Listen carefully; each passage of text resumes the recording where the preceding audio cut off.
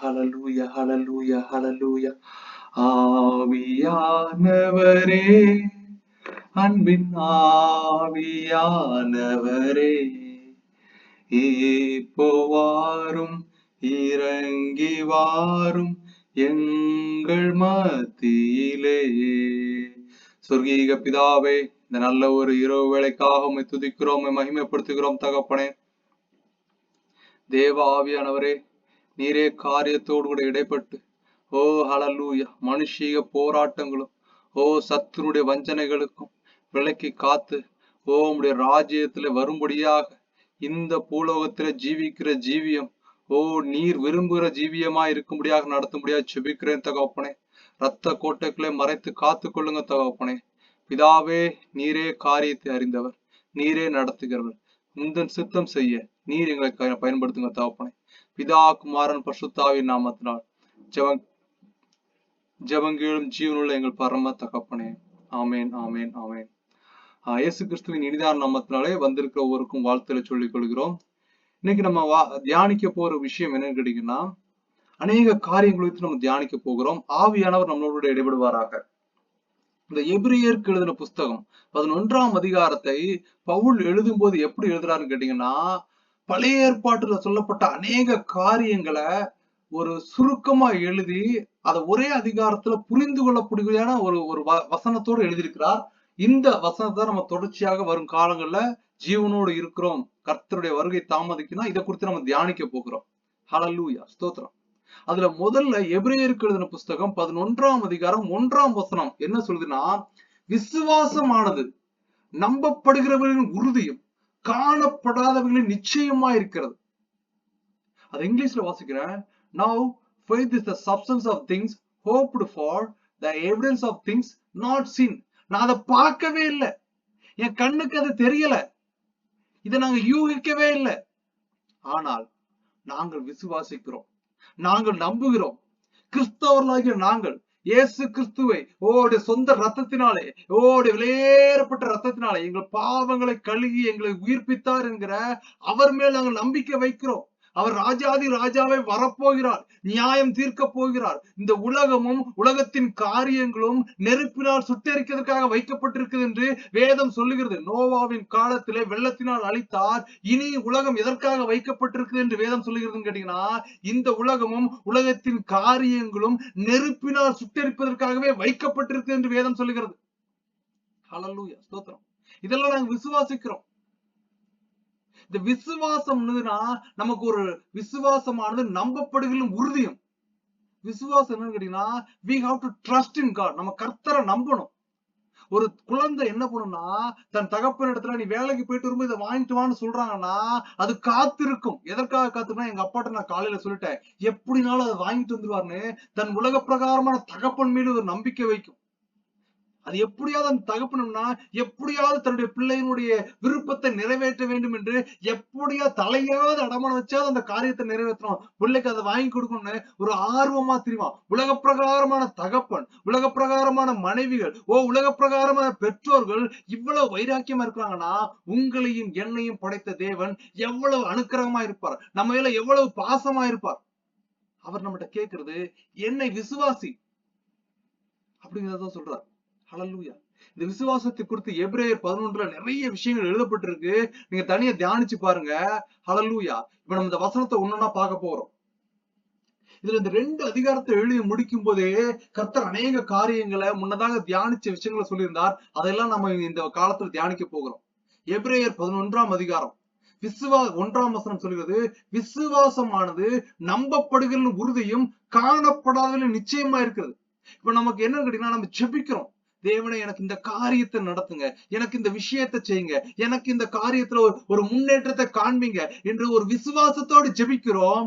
ஆனாலும் சில காலங்கள்ல சில சூழ்நிலைகள்ல அது நிறைவேறாததுனால நிறைய பேர் என்ன பண்றாங்கன்னா, என்னப்பா இவ்வளவு தூரம் ஜெபிக்கிறேன், எனக்கு கர்த்தர் செயல் பின்மாற்றமாய் போகிறார்கள். இது பிசாசின் சூழ்ச்சி, இது பிசாசின் வஞ்சனை.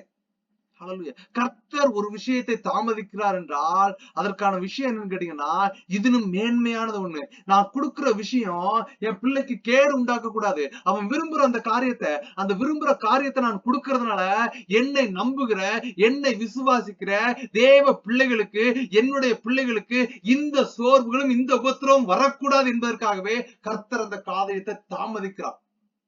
ஹல்லேலூயா, ஸ்தோத்திரம். ஆனால் அது நடக்கும். விரும்புகிற காரியம் நிறைவேறி வரும்.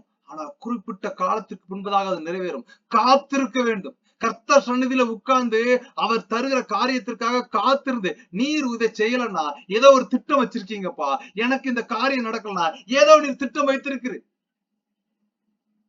Failure make success. தோல்விதான் வெற்றிக்கான முதல் படின்னு ஒரு புத்தகத்துல படித்த ஞாபகம் வருகிறது. ஸ்தோத்திரம். தேவ பிள்ளைகளே, தோற்று போகிறவர்கள் என்ன பண்றாங்கன்னா ஒவ்வொரு காரியத்துல புதுசு புதுசா தெரிஞ்சுக்கிறாங்க. தேவன் நமக்கு சில காரியத்துல தடைகளை கொடுக்கிறார், சில காரியத்துல போராட்டம் வருகிறதுனா நம்ம என்ன தெரிஞ்சுக்கணும்னா தேவனுடைய அன்பை நம்ம ருசிக்க புரிஞ்சுக்கணும். அந்த காரியத்திலிருந்து தேவன் ஏதோ என்னோட சொல்ல விரும்புகிறார் என்பதை என் சரீரத்தையும் என் இருதயத்தையும் அவருக்கு நான் ஒப்பு விடணும். எனக்கு தேவையானதை அவர் செய்யணும். ஸ்தோத்திரம். எஜமான் பெரியவனா, எஜமானுக்கு கீழே வேலை செய்யற வேலைக்காரன் பெரியவனா? கொஞ்சம் யோசிச்சு பாருங்க. எஜமான் தான் பெரியார். எஜமான் சொல்லுகிறதுக்கு வேலைக்காரன் கீழ்ப்படிய வேண்டும். இதை சாப்பிடாத, அவனுக்கு உடம்பு சரியில்லை, இது கேடுன்னு சொல்லிட்டு ஒரு எஜமான் தன் வேலைக்காரனுக்கு உபதேசிக்கிறான், கட்டளை கொடுக்கிறான்னா அந்த கட்டளைக்கு வேலைக்காரன் கீழ்ப்படியலன்னா அவனுக்கு நாளைக்கு பிரச்சனை, நோய், உபத்திரவம் எல்லாம் வரும்போது யார் அவனை பாதுகாக்க முற்படுவானா? எஜமானுடைய காரியமா தான் இருக்கும். ஸ்தோத்திரம். விசுவாசமானது நம்பப்படுகிற உறுதியும் காணப்படாத நிச்சயமா இருக்கிறது. பவுல் சொல்லும்போது ரொம்ப தெளிவா சொல்கிறார். எபிரேயர் 11:2 அதனாலே முன்னோர்கள் நற்சாட்சி பெற்றார்கள். ஸ்தோத்திரம். விசுவாசத்தினாலதான் அவங்க நற்சாட்சி பெற்றாங்க. இந்த வசனத்தை ஃபுல்லா நம்ம தொடர்ச்சியா தியானிக்க போகிறோம். இதுல ஒரு விஷயத்த இந்த இதுல 3ஆம் அதிகாரத்துக்கு அப்புறம் உள்ளதை தியானிச்சுட்டு அடுத்த வாரத்துல 4ஆம் அதிகாரத்தை தியானிக்க போகிறோம். இந்த ஒரு அதிகாரத்துல கர்த்தர் அவ்வளவு புதைபொருள ரகசியங்களை வைத்திருக்கிறார். எபிரேயர் 11:3 சொல்கிறது, விசுவாசத்தினாலே நாம் உலகங்கள் தேவனுடைய வார்த்தையினால் உண்டாக்கப்பட்டது என்றும். கர்த்தர் எப்படி படுத்தார்னா, ஆதியாகமம் புத்தகத்தை நம்ம தியானிக்க போறோம். அடுத்து அவர் தன்னுடைய வாயின் வார்த்தையினாலே சகலத்தையும் சிருஷ்டித்தார். அதை நம்ம விசுவாசிக்கணுங்கிறாங்க. நாம் உலகங்கள் தேவனுடைய வார்த்தையினால் உண்டாக்கப்பட்டது என்றும் இவ்விதமாய் காணப்படுகிற நம்ம பார்க்கிறோம். உலகத்துல என்ன விஷயத்த பார்க்கிறோம்? நீரை பார்க்கிறோம், வெளிச்சத்தை பார்க்கிறோம், இருளை பார்க்கிறோம். இதை எல்லாமே காணப்படுகிற தோன்றப்படுகிறவர்கள் உண்டாகவில்லை என்றும் அறிந்திருக்கிறோம். இது எல்லாமே தன்னால உருவால, கர்த்தர் சொன்ன வார்த்தையினால உண்டாயிடுச்சு. ஆதியாகமம் 1ஆம் அதிகாரத்தை பாருங்க. ஆதியிலே தேவன் வானத்தையும் பூமியையும் சிருஷ்டித்தார். தேவன் வானத்தையும் பூமியும் படைத்தார். எப்படி படைத்தார் பாத்தீங்கன்னா, God created the heaven and the earth. அவர் உலகத்தையும் வானத்தையும் தனித்தனியாக படைத்தார். heavens and earth அவருக்கு எப்படி கிரியேட் பண்றாருன்னு கேட்டீங்கன்னா, அதை கிரியேட் பண்றதுக்கான சூழ்நிலைகள் அவர் வாயிலிருந்து ஒரு வார்த்தையினாலாம். பூமியானது ஒழுங்கின்மையும் வெறுமையுமா இருந்தது. இன்னைக்கு நம்முடைய வாழ்க்கை எப்படி இருக்கணும் கர்த்தர் விரும்புகிறார்னா, அவர் இந்த பூமியை எப்படி மரத்தினாலும் செடிகளினாலும் அநேக சிருஷ்டிகளினாலும் அநேக காரியங்களாலும் அதை அழகுபடுத்தி படைத்திருக்கிறாரோ. டூரிசம் டெக்னாலஜி வந்து எல்லா கண்ட்ரிஸுமே நிறைய பணத்தை இன்வெஸ்ட்மெண்ட் பண்றாங்க. எதுக்காக டூரிசத்துல இன்வெஸ்ட் பண்றாங்கன்னா, நிறைய பேர் வெளிநாடுகள்ல வந்து எங்க நாட்டினுடைய அழகை பார்க்க வேண்டும், அதனால எங்க நாட்டுல அவங்க வந்து செலவு பண்றதுனால எங்க நாட்டில் வருமானம் பெருகும்னு எதிர்பார்க்கிறாங்க. தேவன் பூமியானது ஒழுங்கின்மையும் வெறுமையா இருந்தது. அவர் படைச்ச உடனே அதெல்லாம் வெறுமையா இருக்கு. இன்னைக்கு நம்முடைய ஜீவிதமும் நம்ம கர்த்தரை பற்றி கொண்டிருக்கிற விஷயம்னா ஒரு வெறுமையா ஓடிட்டு இருக்கு. எதையோ ஒண்ணு இழக்க போகிற காரியத்திற்காக அந்த காரியத்தை சிந்திச்சு சிந்திச்சு உன் வாழ்கிற காரணத்தை நீ நிம்மதி இல்லாம போகிறதுக்கு எதற்காக கர்த்தர் கேட்கிறார். உங்கள் கவலைகள் எல்லாம் என்மேல் வைத்து விடுங்க, உங்கள் சுமைகளை என்மேல் வையுங்கள், நான் அதை தாங்குவேன், ஏந்துவேன், தப்புவிப்பேன் என்று தேவ வார்த்தை சொல்லுகிறது. ஹல்லேலூயா. அது வெறுமையா இருந்துச்சா? ஆழத்தின் மேல் இருள் இருந்தது. தேவ ஆவியானவர் ஜலத்தின் மேல் அசைவாடி கொண்டிருந்தார். ஸ்தோத்திரம். மூன்றாம் வசனம் சொல்லுகிறது, ஆதியாகமம் எழுதின புஸ்தகம் 1:3, தேவன் வெளிச்சம் உண்டாக கடவுது என்றார், வெளிச்சம் உண்டாயிற்று. when the God speaks in the mouth, அவர் தன்னுடைய வார்த்தையினால வெளிச்சம் உண்டாகன்னு சொன்ன உடனே வெளிச்சம் உண்டாயிற்று. நான்காம் வசனம் சொல்லுது, வெளிச்சம் நல்லது என்று தேவன் கண்டார். வெளிச்சத்தையும் இருளையும் தேவன் வெவ்வேறாக பிரித்தார். God divided the light from the darkness. இன்னைக்கு இருள் உள்ள வந்துருச்சு என்ன பண்ணா, நமக்கு நிறைய பேருக்குள்ள விஷயங்களுக்குள்ள போராட்டங்களும் உபத்திரவங்களும் ஒரு கட்டுக்கடங்காத சோர்வுகளும் வர்றதுக்கு காரணம்னா, தேவையில்லாத சிந்தனைகள்ல பிசாசு என்ன பண்றா, ஒரு இருளை நம்ம இருதயத்துக்குள்ளதாக அனுப்புறான், ஒரு இருளை நம்ம மனசுக்குள்ளதாக அனுப்புறான், ஒரு இருளை நம்ம ஆத்மாக்குள்ளதாக அனுப்புறான். இந்த இருள் என்ன பண்ணுதுன்னா, தேவனுடைய வெளிச்சம் உள்ள வரவிடாதபடியாய் அது தடைகளை உண்டாக்குறது. தேவ வார்த்தைகளை தியானிக்க விடாதபடியாய், தேவனோடு ஜெபிக்க விடாதபடியாய், அவரோடு கூட ஒரு உடற்பை இடாதபடியாய் அது என்ன பண்ண, அந்த இருள் உள்ள வந்துட்டு வெளிச்சத்தை வெளியில அனுப்பிடுது. ஆனா வசனம் சொல்லுமா, கொஞ்சம் வெளிச்சமானது எல்லா இருளையும் வெளியில விரட்டிருமா. ஒரு பெரிய இருட்டறையில ஒரு சின்ன மெழுகுவத்தி என்ன பண்ணும்னா அந்த இருளை வெளியில விரட்டும். தேவ வார்த்தை ஒரு வெளிச்சமா இருக்குது. அதனால்தான் தேவன் வெளிச்சம் நல்லது என்று தேவன் கண்டார். தேவன் வெளிச்சத்துக்கு பகல் என்று பெயரிட்டார், இருளுக்கு இரவு என்று பெயரிட்டார். சாயங்காலமும் விடியற்காலமாகிய முதலாம் நாள் ஆயிற்று. முதல் நாள் அவள் படைச்சது வெளிச்சத்தையும் இருளையும் தாங்க. 1 யோவான் 1ஆம் அதிகாரம் 5, 6, 7 சொல்லிருக்கு, தேவன் ஒளியாயிருக்கிறார். தேவன் எப்படி இருக்கிறார்? ஒரு வெளிச்சம்.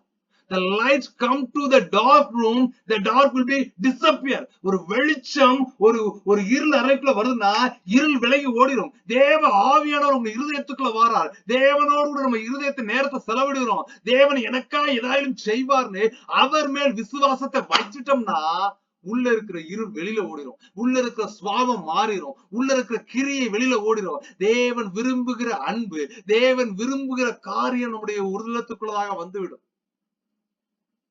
இன்னைக்கு நிறைய பேர் ஒளி கடவுள் கும்பிட்டு இருக்காங்க.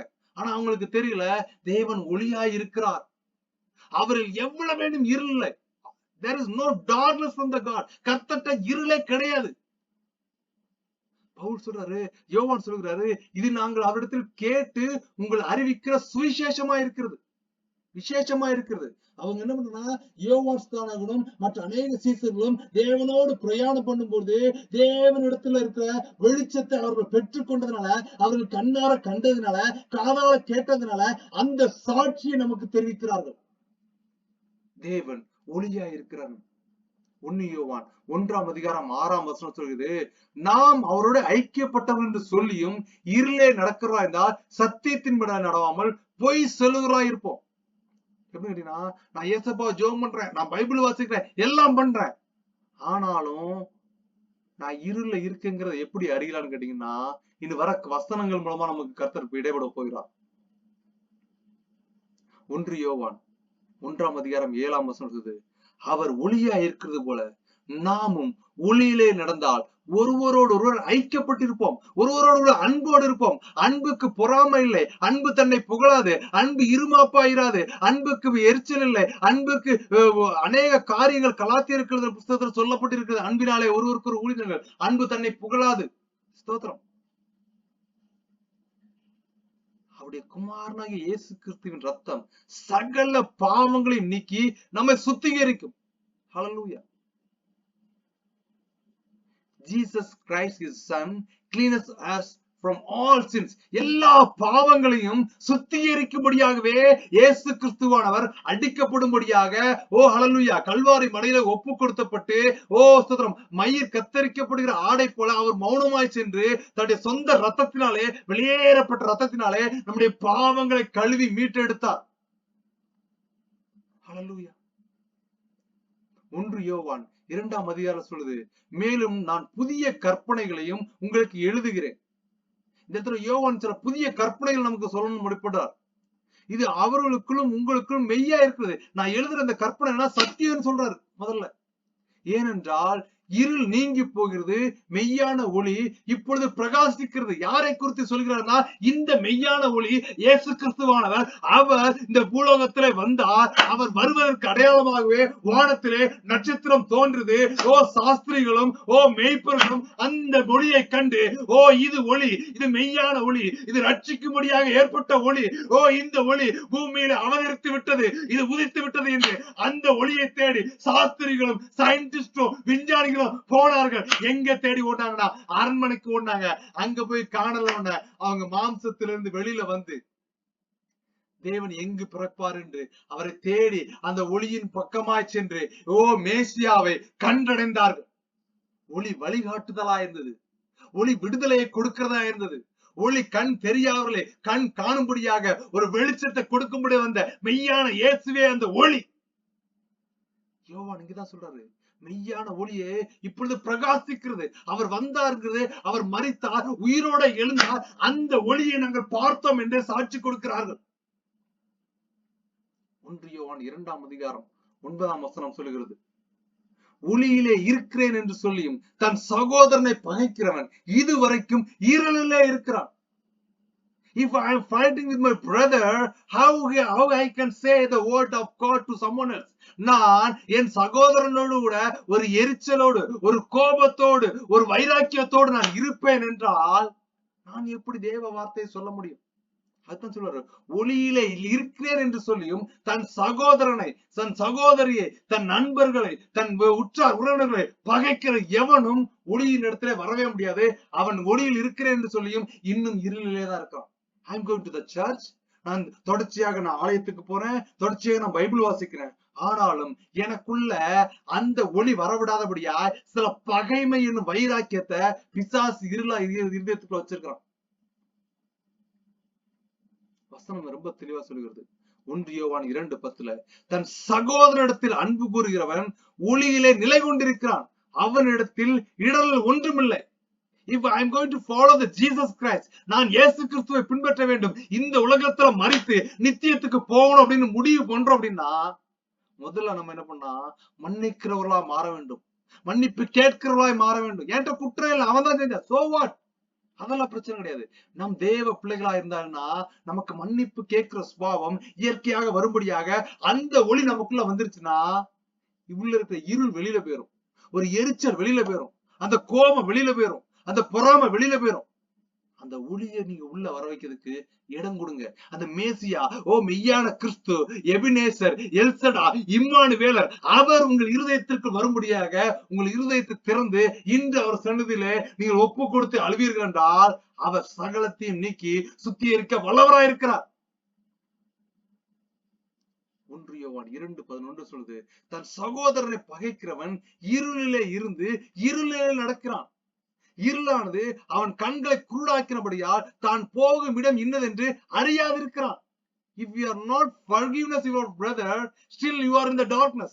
நாம் நம் சகோதரர்களை மன்னிக்கும்படியாக நாம் இன்னும் வரவில்லைன்னா நான் ஒளியிலே இருக்கிறேன் என்று சொல்லியும் இருளில தான் வாழ்ந்துகிட்டு இருக்கோம்னு வசனம் சொல்லுகிறது.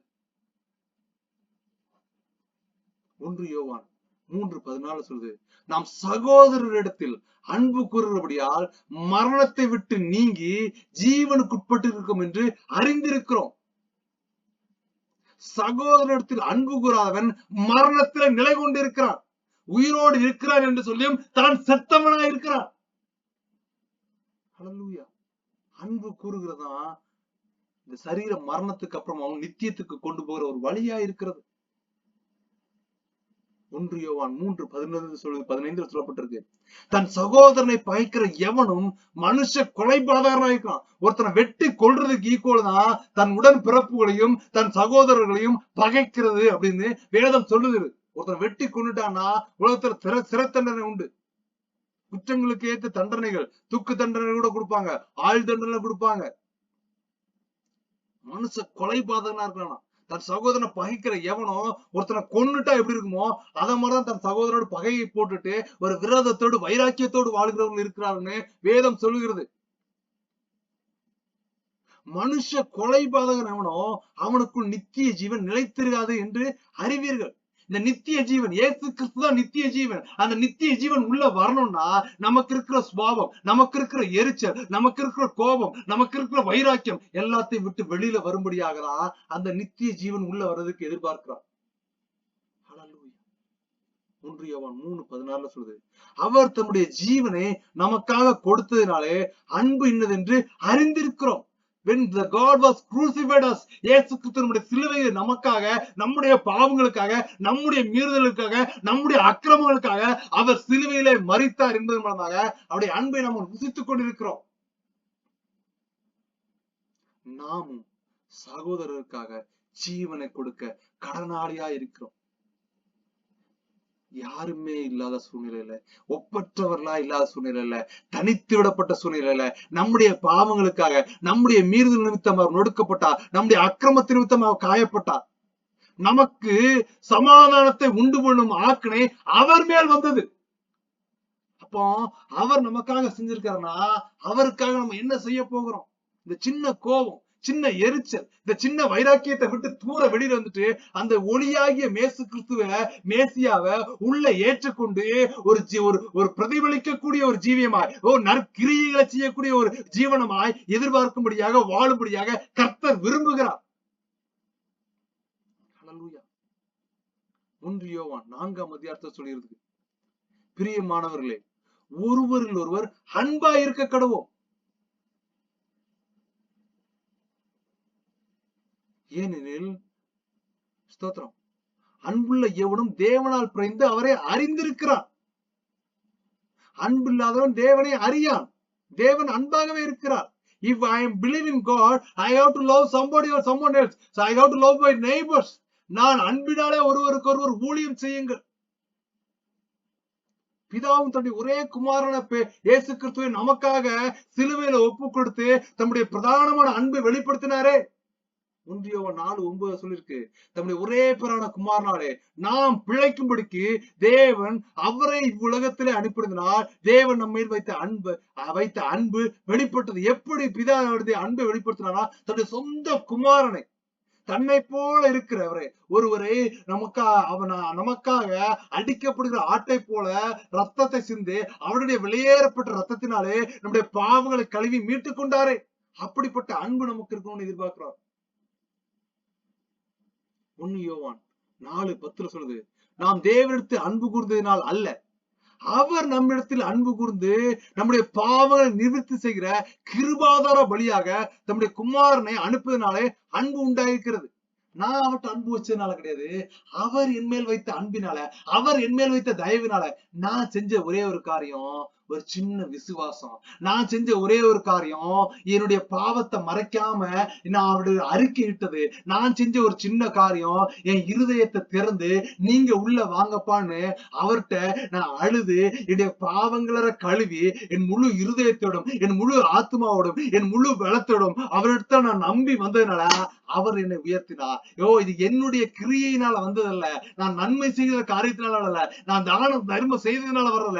அவர் என் மேல் வைத்த அன்பினால, அவர் என் மேல் வைத்த வைராக்கியத்தினால, அவர் என்னை தேர்ந்தெடுக்கும்படியாக என் தாயின் கருவிலே உருவாகும் முடிய நான் உன்னை தேர்ந்தெடுத்தேன் என்ற வாக்கு தத்தத்தின்படியா ஹல்லேலூயா சிலருக்காய் வார்த்தை கடந்து வருகிறது. ஹல்லேலூயா எழும்பி பிரகாசிக்கிற ஒளியாக இதுவரையிலும் உன்னை அடக்கி வைத்திருந்த சத்துருவின் கட்டுக்கள் இயேசுவின் நாமத்தினாலே கட்டு கொடுத்து ஜெபிக்கிறேன் தகப்பனே, கட்டளை கொடுத்து ஜெபிக்கிறேன். இயேசுவின் ரத்தம் சகல பாவங்களையும் நீக்கி ஹல்லேலூயா பிள்ளைத்தோனிய கட்டுகளுக்கும் பிசாசின் கிரியைகளுக்கும் வஞ்சனைகளுக்கும் உடைத்து எறிய வல்லமையா இருக்கிறது. கட்டி கட்டி வைத்திருந்த கட்டுகளும் உபத்திரவத்தின் கிரியைகளும் ஒரு பெரிய வெளிச்சம் தேவ சந்நிதியிலிருந்து எழும்பி வருகிறது. இதுவே காலம், இதுவே சமீபம். விசுவாசி, குழியில் இறங்குகிறவர்களும் மரணத்தை ருசி பார்ப்பவர்களும் தேவனை துதியார்கள். நாங்களோ ஜீவனோடு இருக்கும்போது எங்கள் தேவனை துதிப்போம் என்கிற வைராக்கியத்தோடு கூட தேவ சந்நிதியிலே உங்கள் இருதயத்தை திருப்பும். விடுதலை கர்த்தருடையது. ஆதியாகமம் 1ஆம் அதிகாரத்துல பின்பு தேவன் ஜலத்தின் மத்தியில் ஆகாய விரிவு உண்டாக கடவுது என்றும் அது ஜலத்தினின்று ஜலத்தை பிரிக்க கடவுது என்றும் சொன்னார். நீங்க வேதத்தை வாசி பார்த்தீங்கன்னா கடல் யாத்திரை செய்யறவங்களை நீங்க பாத்தீங்கன்னா அவங்களுக்கு கர்த்தருக்கு உண்டாக்கின கிரியைகளையும் கர்த்தர் படைப்பையும் பார்த்து வியந்திருப்பார்களாம்.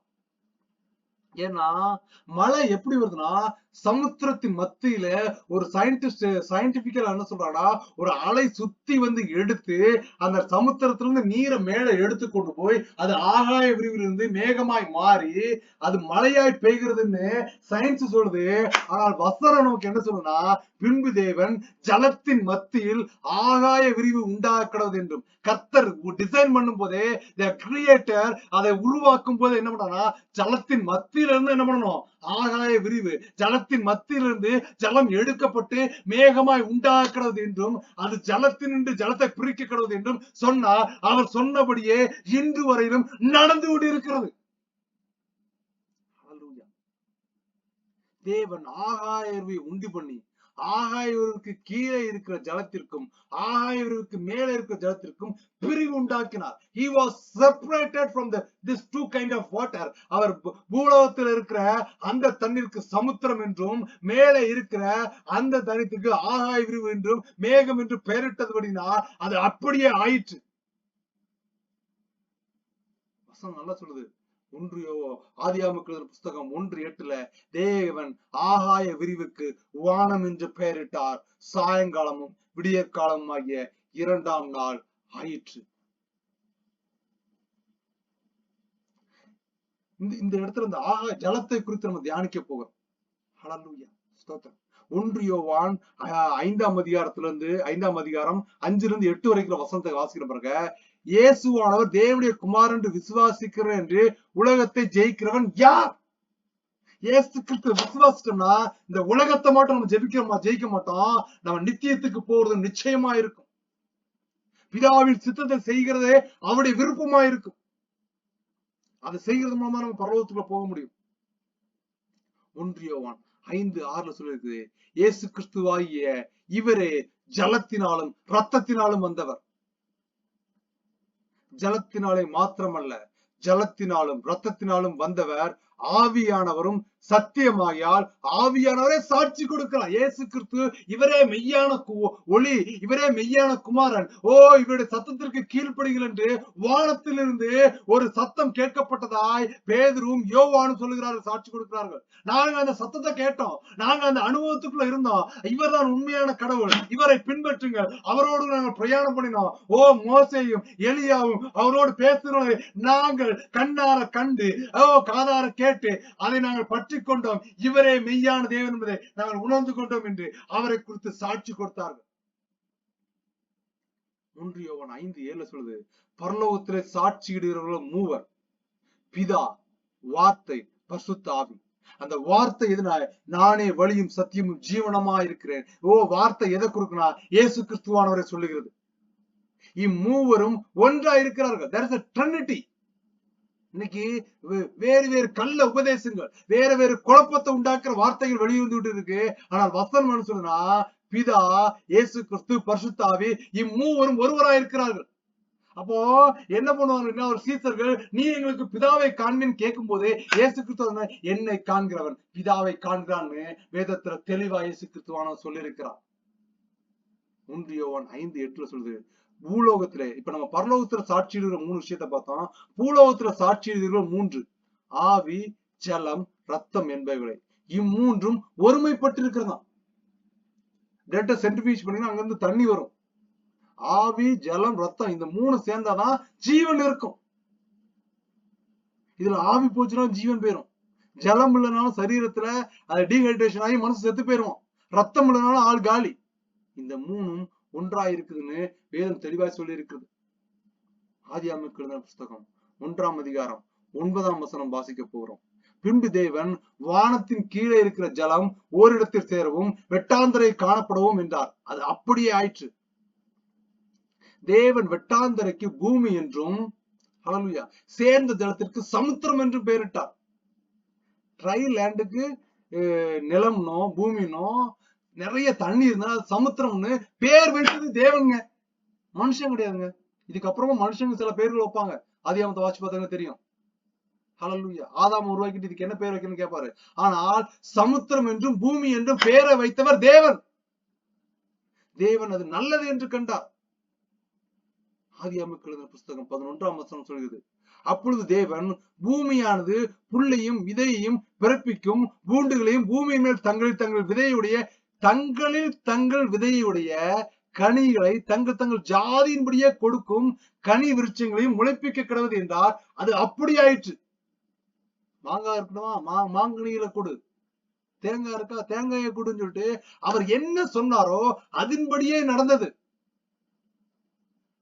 ஆதியாகமம் 1:12 சொல்லுது, பூமியானது புல்லையும் தங்கள் ஜாதியின்படியே விதையை பிறப்பிக்கும் பூண்டுகளையும் தங்கள் ஜாதியின்படியே தங்களில் தங்கள் விதையுடைய கனிகளை கொடுக்கும் விருட்சங்களையும் முளைப்பித்தது. தேவன் அது நல்லது என்று கண்டார். சாயங்காலம் முடிய காலமாகிய 3ஆம் நாள் ஆயிற்று. இந்த இடத்துல நம்ம அடுத்து தியானிக்க போறது கனிகளை குறித்து தியானிக்க போகிறோம். ஹல்லேலூயா. நம்ம இப்படி எப்படிப்பட்ட ஜீவிதத்தை வாழ்ந்துகிட்டு இருக்கோம். கனி நல்லது என்றால் அது மரமும் நல்லது என்று அறிய முடியும். மரம் நல்லது என்றால் கனி நல்லதுன்னு அறிய முடியும். எதனால நம்முடைய ஜீவனத்தை நம்ம கர்த்தருக்குள்ள இருக்குமா இல்லையாங்கிறத எப்படி உணர முடியும்னா, நம்முடைய ஜீவனம் தான் சாட்சி கொடுக்கும். மத்தேயு 7:13-14 சொல்லிருக்கு, இடுக்கமான வாசல் வழியாய் உட்பிரவேசியுங்கள், கேட்டுக்கு போகிற வாசல் விரிவும் வழி விசாலவுமா இருக்கிறது, அதன் வழியாய் பிரவேசிக்கிறவர்கள் அநேகர். உலகத்தின் வழிபாடுகளுக்கும் புறஜாதிகளுடைய கல்ச்சருக்கும் புறஜாதிகளுடைய ட்ரெடிஷனலுக்கும் புறஜாதியால் ஃபாலோ பண்ற ஒரு மாய்மாலமான காரியத்துக்கும் பின்பற்றி போகாதுங்க. அது அழிவுக்கு நேராய் போகும். தேவ வார்த்தையை தியானிச்சு கர்த்தர் வசனம் என்ன சொல்லுது, கர்த்தர் என்னோடு கூட எப்படி இடப்படுகிறான்னு சொல்லிட்டு அதனோடு கூட பிரயாணம் பண்ணுங்க. அதுதான் இடுக்கமான வாசல் வழியா நம்மளை பிரவேசிக்க வைக்கும். மத்தேயு 7:14 சொல்லுது, ஜீவனுக்கு போகிற வாசல் இடுக்கமும் வழி நெருக்கமுமா இருக்கிறது, அதை கண்டுபிடிப்பவர்கள் சிலர். பரலோகத்துக்கு போகும்படியான வழி வாசல்களை தேர்ந்தெடுக்கிறவர்களும் அதை கண்டுபிடிப்பவர்களும் சிலர். அந்த சிலர் கூட்டத்தில் நம்ம இருக்க போறோமா, இல்லைன்னா நரகத்துக்கு செலக்ட் பண்ணக்கூடிய, நரகத்துக்கு போகக்கூடிய வழிகளை தேர்ந்தெடுக்கக்கூடிய நிறைய பேர் இருக்க பலாயிரக்கணக்கான கூட்டத்தை சேர்க்க போறோமா? எந்த கூட்டத்தில் நம்ம இருக்க போறோங்கிறது நம்ம கைகள் இருக்கு. கர்த்தர் எல்லாருக்கும் சுதந்திரமாய் கொடுத்திருக்கிறார். உங்களுக்கு எது வேணுமோ நீ தேர்ந்தெடுத்துக்கோ. I don't want to force you. நான் உங்களை கட்டாயப்படுத்தவில்லை. ஒருவனும் கட்டாயமாயும் விசரமாயும் அல்ல. அவனவன் மனதில் ஏவப்பட்டபடியே கொடுக்க கடவன் வசனம் சொல்லுது. மனதில் ஏவப்பட்டபடியே கொடுக்க கடவன்னா பணத்தை குறித்தல்ல, மனதில் ஏவப்பட்டு தன் ஆத்மாவை கர்த்தருக்கு கொடுக்கணும். தன் மனதில் ஏவப்பட்டு அந்த அனுபவத்தை உணர்ந்து கொண்டு இயேசு கிறிஸ்துவை தன் சொந்த இரட்சகராய் ஏற்றுக்கொண்ட நீங்களும் நானும் இந்த அனுபவத்தை, இந்த பிரதானத்தை, இந்த கடகத்தை, இந்த கடமைய நம்ம அறியாத மற்ற மக்களுக்கு, கர்த்தரை பற்றி அறியாதவர்களுக்கு சுவிசேஷமாய் சொல்லும்படியே கர்த்தர் நம்மை தேர்ந்தெடுத்து வைத்திருக்கிறார். ஹல்லேலூயா.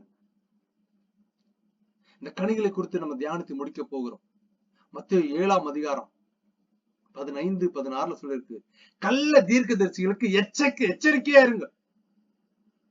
Be aware of false prophets. கள்ள தீர்க்கதரிசி குறித்து எச்சரிக்கையா இருங்க. அவர்கள் ஆட்டுத்தோலை போர்த்தி கொண்டு உங்களிடத்து வருவார்கள், உள்ளத்திலோ அவர்கள் பட்சிக்கிற ஓநாய்கள். ஆட்டுத்தோலை போத்திட்டு ஒரு ஓநாய் ஒளிஞ்சு வந்துச்சுன்னா எதுக்கு வருதுன்னா, ஆடுகளை வேட்டையாடும்படியாக.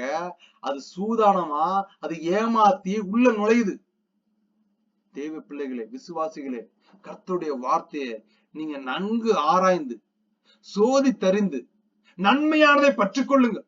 உங்களுக்கு ஆவியானவர் உங்களோடு கூட இருக்கிறார். அந்த வார்த்தை உங்களுக்கு இடப்படுதா? அந்த வார்த்தை உங்களோடு கூட பேசுதா? அந்த வார்த்தை உங்களை நிச்சயத்துக்கு நடத்துதா? அந்த வார்த்தை உங்களுக்கு குத்துதுன்னா நீ கன்ஃபார்ம் பண்ணிக்கங்க. சில வார்த்தைகள் தேவ மனுஷட்டு இருந்து வார்த்தைகள் வருகிறது, எனக்கு கஷ்டமா இருக்கு, என்னால ஏத்துக்க முடியலன்னு நினைச்சீங்கன்னா ஒண்ணு புரிஞ்சுக்கங்க, அதுதான் தேவ வார்த்தை. மனுஷனுக்கு தேவையான சீஞ்ச அடிச்சுட்டு போறது சுவிசேஷம் அல்ல. உள்ளதை உள்ளதென்றும் இல்லதை இல்லதென்றும் சொல்லும்படியாகவே தேவ மனுஷர்களை தேவன் உருவாக்கினார். அந்த கள்ள தீர்க்கதரிசி குறித்து எச்சரிக்கையா இருங்க. இவங்க என்ன பண்றாங்கன்னா, உங்களுக்கு தேவையான மாய்மாலமா பேசிட்டு உங்களிடத்திலிருந்து எதையாவது பொருளாதாரத்தை பெற்றுக்கொண்டு அவர்கள் ஜீவனத்தை தொந்தி நிரப்புண்டு ஓடுறாங்க. அப்படிப்பட்டவர்களை குறித்து எச்சரிக்கையா இருங்கன்னு இந்த இடத்துல சொல்றாங்க. மத்தேயு 7:14 சொல்லுது, அவருடைய கனிகளினாலே அவர்களை அறிவீர்கள். முட்செடிகளில் திராட்சை பழங்களையும் முட்பூட்டுகளில் அத்தி பழங்களையும் பறிக்கிறார்களா? மத்தேயு 7:17 சொல்லுது. அப்படியே நல்ல மரம் எல்லாம் நல்ல கனிகளை கொடுக்கும். ஹல்லேலூயா. இயேசு கிறிஸ்துவான ஒரு இடத்துல நடந்து போயிட்டு இருக்க சூழ்நிலையில ரொம்ப பசி எடுத்து அங்க ஒரு அத்தி மரத்தை காட்டு அதுல இடத்துல ஏதாவது கிடைக்குமான்னு போய் பார்க்கிறார். போய் பார்க்கும்போது அத்தி மரம் காலமா இல்லாதனால அதுல ஒண்ணுமே இல்ல. அப்ப கர்த்தர் அதை சபிக்கிறார். திரும்ப ரிட்டர்ன் வரும்போது சீசர்கள் சொல்றாங்க, ரபி நீ சொன்ன அத்தி மரம் பட்டு போயிருச்சு பாத்தீங்களா அப்படிங்கிறார். ஹல்லேலூயா. தேவ பிள்ளைகளே, இயேசு கிறிஸ்துவை ஏற்றுக்கொண்ட நீங்களும் நானும் நல்ல கனிகளை கொடுக்குமா இல்லையா? அதுதான் முக்கியம். நம்மளோடு பழகிறவர்களுக்கு, நம்முடைய உற்றார் உணவர்களுக்கு இயேசு செய்த நன்மைகளை, எனக்கு என்னப்பா இயேசு நன்மை செய்த, உங்களை என்ன இன்னைக்கு ஜீவனோட வைத்திருக்கிறாரு, இதுல மேலான நன்மை என்ன வேணும்? ஹல்லேலூயா. ஜீவனை தந்திருக்கிறார். இதற்கு ஈடா நான் என்ன செய்வேன்? எனக்கு அதை செய்யல இதை செய்யல. முதல்ல இருக்கிறதுக்கு நன்றி சொல்லுங்க. ஒரு குழந்தைக்கு தகப்பன் எல்லாம் கேட்கறதுக்கு முன்னாடி எல்லா பொருளும் வாங்கி கொடுத்தாலும் அந்த குழந்தை திரும்ப திரும்ப அது வாங்கி தரல இது வாங்கி தரல நுழ சொல்லிட்டுனா தகப்பனுக்கு அந்த குழந்தை மேல பாசம் வருமா? ஒரு எரிச்சல் வர ஆரம்பிச்சு. கொடுத்ததுக்கு முதல்ல நன்றி சொல். ஜீவனை கொடுத்ததுக்கு நன்றி சொல். உன் தேவைகளை சந்தித்ததுக்கு நன்றி சொல். இதுக்குதான் கர்த்தர் எதிர்பார்க்கிறார். நல்ல மரம் எல்லாம் நல்ல கனிகளை கொடுக்கும். கெட்ட மரமோ கெட்ட கனிகளை கொடுக்கும். உன் சுபாவம் எப்படி இருக்கு? வேதத்தை வாசிக்கிறோம், தியானிக்கிறோம், தேவனோடு இடைபடுகிறோம், இன்னும் என் சுபாவம் மாறவில்லைன்னா இன்னும் நம்ம ஒளியை உள்ளே வர வைக்கல, நம்ம இருளுக்குள்ளதான் இருக்கிறோம் உணர்ந்து கொள்ள முடியும். கெட்ட மரமா வாழ்ந்துகிட்டு இருக்கோம், கெட்ட கனிகளை கொடுத்துக்கிட்டு இருக்கோம். அதை இயேசு கிறிஸ்துவான சொல்கிறார் மத்தேயு 7:18, நல்ல மரம் கெட்ட கனிகளை கொடுக்க மாட்டார். நம்ம நல்ல மரமா இருக்கிறோம்னா கர்த்தர் விரும்புகிற காரியத்தை செய்வோம். கர்த்தருடைய சுபாவம் நமக்குள்ள இருக்கும், அன்பு நமக்குள்ள இருக்கும், எரிச்சல் வெளியில போயிரும், கோபம் வெளியில போயிரும், பொறாமை மூட்டுறது வெளியில போயிரும், சண்டை காரியங்கள் வெளியில போயிரும், அடுத்தவரை பத்தி குறை சொல்கிற விஷயங்கள் வெளியில போயிரும். நல்ல மரம் கெட்ட கனிகளை கொடுக்க மாட்டாது. கெட்ட மரம் நல்ல கனிகளை கொடுக்க மாட்டாது. இந்த கெட்ட குணத்தோட மனுஷன் நம்மளா குடும்பத்துக்குள்ள சண்டையை தூண்டி விட்டுருவான். இந்த கெட்ட குணத்துல இருக்க பிசாசின் ஆவியை பெற்ற மனுஷர்கள் நம்மளா வீட்டுக்குள்ள வந்ததே எதையா சண்டையை மூட்டி விடுறதுக்காகவே வரும். அப்படிப்பட்டவங்களை உன் வீட்டுக்குள்ளே அனுமதிக்காதே. உங்களுக்காக வார்த்தை வருகிறது, வெளியில போன்னு சொல்லிரு. அவங்க கோவப்படுவாங்க. அதெல்லாம் தேவை கிடையாது. தேவ பிள்ளைகளா இருந்தால் என் வீட்டுக்குள் வா. தேவனை அறியாத புறங்கூறி திரிகிற கெட்ட ஆவிகளை கொண்ட கெட்ட எண்ணங்களை கொண்ட மனுஷனே மனுஷிய உள்ள அனுமதிக்காத.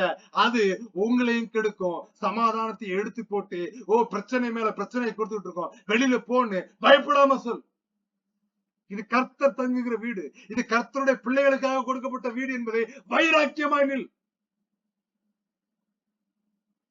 இயேசு கிறிஸ்து சொல்லுகிறார் மத்தேயு 7:19, நல்ல கனி கொடாத மரம் எல்லாம் வெட்டுண்டு அக்னியிலே போடப்படும்.